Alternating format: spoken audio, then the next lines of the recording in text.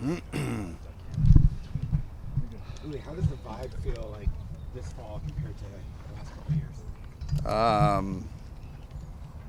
I mean, I don't know if the vibe is any different. I just think as you evolve and keep going, the expectations get greater and greater. How we do things becomes more defined, and what the guys that have been here for 2 or 3 years now understand what we're trying to get at, and they're able to keep that rolling amongst the clubhouse. So I think the vibe's been great. It's been a little bit lighter atmosphere, especially on the pitching side. Those guys are having a blast down there in the bullpen and music and stuff like that. And I think that's all by design that Jeremy wanted to do, get these guys confident. But at the end of the day, curtain comes up kind of tomorrow with inter squads, and we'll see how these guys respond when they're put in game situations. So, but right now, vibe's great. What's your sense of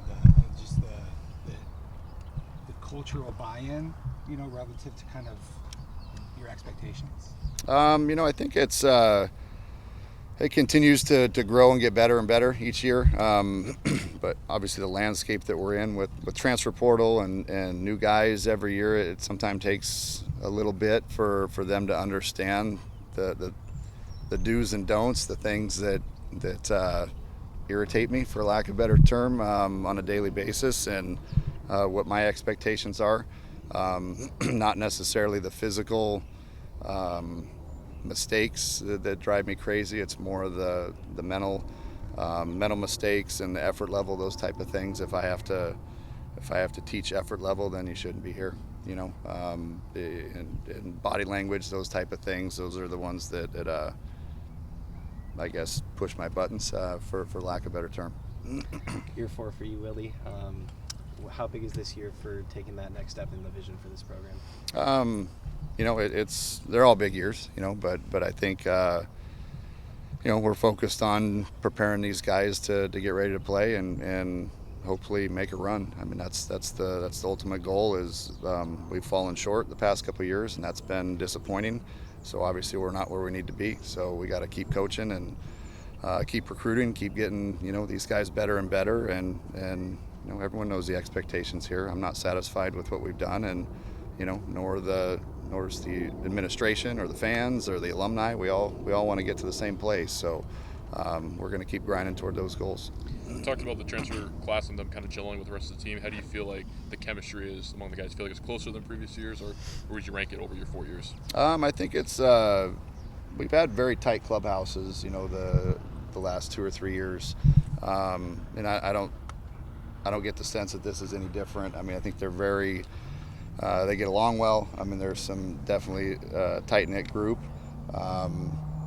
My biggest challenge the last couple of years is, you guys like each other. That's awesome.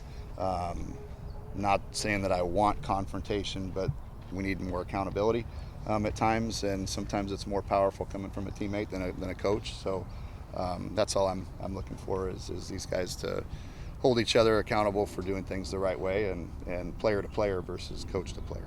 What is the process to maybe establish some of that accountability? Is that on the players, or are there things that you guys can do to help the players accomplish that?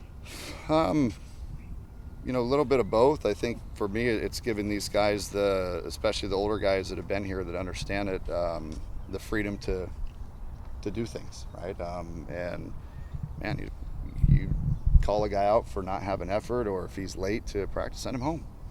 Go ahead, send him home. Like, it's okay. That's what I would have done. And so I can't see everything, that goes on a daily basis. So if they feel that's the right thing to do, this is their team, send them home. So, or whatever for the day. Obviously not release them and give them their papers, but get after them more than anything. So there's some guys that are starting to step up and do that, which is good. With the loss of a leader like Campy to the draft, have you seen a guy maybe step up and try and take that leadership role, a veteran in the clubhouse?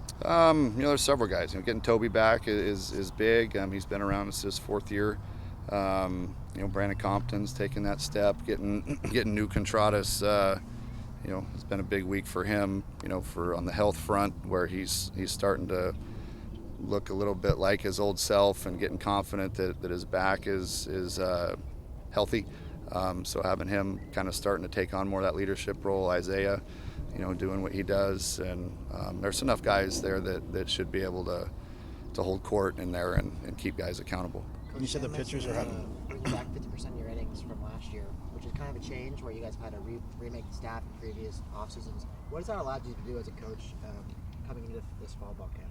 Sleep at night. That's been the biggest challenge the first 3 years here is we haven't had any repeat arms. Coming in with no freshmen my first year, and then late in the recruiting calendar for that year for the following year, and only having a couple guys that ultimately aren't here right now because they just weren't up to our standards. And then last year we had a whole bunch of freshmen, right, and that was at times ugly and made freshman mistakes. But now that they're a year older and seasoned, getting a lot of those guys back and seeing the jumps that they've made and what they did this summer was impressive on a lot of these guys. Getting them back, for a second year, getting Ben Jacobs back for a second year.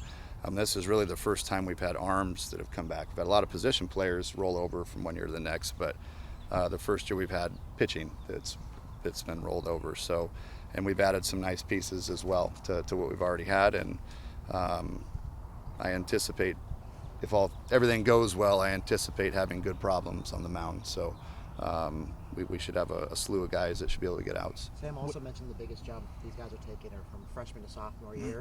You mentioned a lot of them look good. Who do you think might have taken the biggest jump this summer? Well, bullpens are bullpens, right? So I think that'll tell when we start playing games. But what I can say is a lot of these guys are down the strike zone. So yes, go ahead. With you saying that with the bullpens and saying that it just kind of seems more relaxed in year. Obviously, like you said, for the freshman to sophomore year, that's a bigger deal. But even for the new guys that have come in too, has that I guess personality helped with the bullpens and the growth you've seen so far? I think it's there's a fine line between, and don't get me wrong, it's not like they're screwing around down there. It's just trying to build the confident vibe. I think has been the key to this whole thing. And whether that's getting in a zone with certain music that you got going or whatever. Hey, pitchers obviously they beat to their own drum, but whatever it takes for those guys to get confident and trust their stuff, understanding what their repertoire makes them good, what makes them successful, and just continue to pound that into their minds that when you get out in the mountain, that's just what you go to in these situations. So I think Jeremy's done a good job with that, and his staff, team of guys down there that are getting these guys better with the tools we have, and then don't forget about the mindset. So I think he talks a lot about that with these guys too, which is that'll always be paramount. Have you seen Isaiah Jackson kind of grow over this past year in the summer? Yeah, I think we anticipate seeing a big jump from him, and I think the biggest thing with him is just clarity, mind clarity, and understanding that the buy-in on what we're selling here from an offensive standpoint. I think Zay's issue was that there's a lot of we just needed more defined on what he's going to work on and listening to one voice. I think Jason has his attention. They've revamped his swing, revamped the approach a little bit, and some mechanical overhaul type stuff that's been needed. And he's been fun to watch here early on, just in batting practice and in live at bats. I look for him to be much more consistent throughout the year. How do you feel about playing in a new conference? It'll be an adjustment, I think. Still the same game. Still gotta pitch it, catch it, throw it, hit it. Those type of things will always obviously remain consistent. But I think getting to know the style of baseball that certain programs run, that'll be the adjustment. You start understanding in our old conference that what certain teams like to do, and you can prepare for them throughout the week. This will kind of be a little bit brand new. It'll be new for us, so we'll really have to utilize the scouting tools that we have and those type of things going into each series, and try to have an idea of brand of baseball that those certain programs like to play, and try to defend it accordingly. What are Maybe your that thoughts on transition how with how long ASU has been kind of a staple of Pac-10 and Pac-12 baseball? Is that going to be weird at all, going all new places and seeing new things? Yeah, it will be. I think it's an adjustment for everybody. You know, I mean, you're seeing it with football. You're seeing it with all these different sports. It's kind of strange or surreal that we've got a conference game going down to Texas Tech, you know, for football, or Kansas is a conference game at home, and it'll be different. And whether or not the fans or people find that exciting, I mean, maybe, I think so. I mean, it's kind of different and new, and for us, it's been a bit of a fresh air, I think, when you're dealing in these meetings with the Big 12 and the commissioner of the Big 12 on how aggressive he is on getting stuff done. That's been cool, right? To see how those guys work. So, but teeing it up against other teams, TCU and Kansas State, Okie State, those teams that'll be kind of new and exciting, I think, for everybody. What are your thoughts on how your schedule is coming together? Everything is done except for one game. Unfortunately, we had a team back out kind of recently that we're just waiting to fill that one game. But it's a challenging non-conference schedule that we're going to play. And what I can say is we're going to play the first 4 weekends at home, on the weekend, and then we're still trying to continue the old rivalries that we've had, with UCLA and USC during the midweek, if we can. We got a double midweek at UCLA, assuming they get their field worked out, what's going on down there, and then we have USC coming here for a single midweek. So we're going to continue to try to play those Southern California schools if we can, and keep that rivalry going along with the new conference. How advantageous is it to have that field advantage early in the season? We'll find out, right? It's obviously, I like to get us out on the road early on. That's why we did the double mid at UCLA. But at the same token, we understand that we gotta hold court on our home field here too, and put up wins and win the games we're supposed to here at Muni. So that's kind of how the schedule rolls this year. With looming changes to scholarship limits in the NCAA, how would that might affect roster construction in the future? That's the thing keeping me up at night. This whole recruiting landscape has changed dramatically. The roster, how you're putting things together, is going to change dramatically. Having to make tough phone calls to some of these kids that have been committed, and understand they haven't done anything wrong. It's just we don't have as many roster spots as we've been accustomed to or we anticipate. So, and then, like I said, the $1 million question: is it going to be 34 in the fall or 34 in the spring? And when is that? If it's 34 guys in the fall, we gotta obviously the emphasis becomes on flexibility, guys that can play multiple positions, and we can't miss.